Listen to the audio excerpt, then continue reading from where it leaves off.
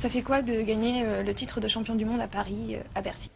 Voilà, pour l'instant, je suis super content. Je réalise pas trop, je réalise tout doucement. Maintenant, ce que je retiens de cette journée, c'est l'implication que ça m'a coûté, tout ce que j'ai dû faire toute la saison pour y arriver, et ce qui me reste à travailler pour justement aller chercher un titre olympique. Comment as-tu fêté ton titre dimanche dernier? Bah, jusqu'à maintenant, je ne l'ai pas encore fêté parce que j'ai enchaîné tout un peu, enfin, les demandes de presse et les sollicitations médiatiques. Et pour l'instant, bah, j'ai pas encore fêté. Quand tout ça sera terminé, bien sûr, je vais commencer à profiter avec la famille, les amis. Il faut le fêter, ce titre, parce que pour moi, il est très important. Il y a eu beaucoup de travail et avant ça, surtout, il faut savoir qu'il y a les jeux qui vont arriver et qu'après, on ne pourra plus rien fêter. Daiki Kamikawa, ça te dit quelque chose, Teddy? Ouais, Joker.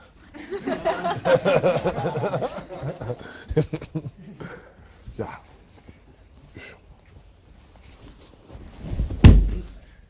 Comment fait-on pour être 5 fois champion du monde à 22 ans? Vous êtes à l'école, tout ça. Moi, parfois, j'allais pas à l'école, je m'entraînais et ensuite, je faisais des cours. Il y a beaucoup de sacrifices. Parfois, vous pouvez aller en boîte, vous amuser avec vos amis, tout ça. Moi, parfois, je peux pas aller en boîte parce qu'il faut que je me repose. Ou soit je suis trop fatigué. Et il faut avoir une hygiène de vie constante et quotidienne. Donc, il y a beaucoup de sacrifices. Même si c'est des sacrifices, la vie sportive, c'est énorme. On vit des moments forts. On voyage beaucoup.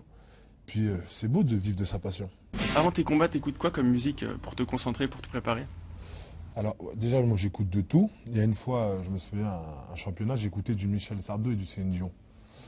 Donc voilà, j'écoute vraiment de tout. Après, là, sur ce championnat, j'écoutais beaucoup de dancehall, rap américain, hip-hop et du zouk, parfois.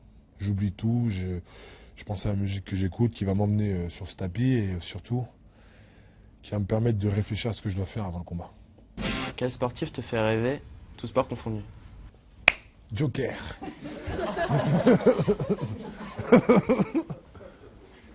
Ah, viens là.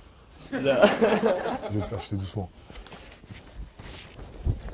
Que représente David Douillet pour toi? Et si tu pouvais remonter dans le temps et te retrouver à combattre face à lui, est-ce que tu penses que tu ferais le poids? Bah, David Douillet, pour moi, depuis l'âge de 5-6 ans, c'est un grand champion déjà d'une. Et ensuite, moi, j'ai eu la chance de le voir tout petit avec tous les champions du moment parce que j'étais dans un grand club qui s'appelait PSG Judo. C'était le club européen, le meilleur. Il y avait David, il y avait Thierry, il y avait Demont Faucon, il y avait Darcel Yanzi, il y avait pratiquement tous les champions du moment. Et de voir tous ces champions, moi, ça m'a permis d'avancer, d'aller de l'avant et surtout d'avoir les mêmes envies qu'eux. Maintenant, je sais pas si on remonte le temps, c'est deux époques différentes, deux judos différents. Je sais pas ce que ça donnerait. Alors comme ça, tu lis le journal de Mickey? T'es plutôt Mini ou Daisy? Il veut un Joker, hein. Je sais pas, qu'est-ce que vous en pensez, vous? Hein? On dit Joker? Joker. Attention là. Tiens, je le fais pas celui-là, tiens. Regarde, mets ta main là. Oui. Je vais te le décortiquer ce mouvement. Voilà.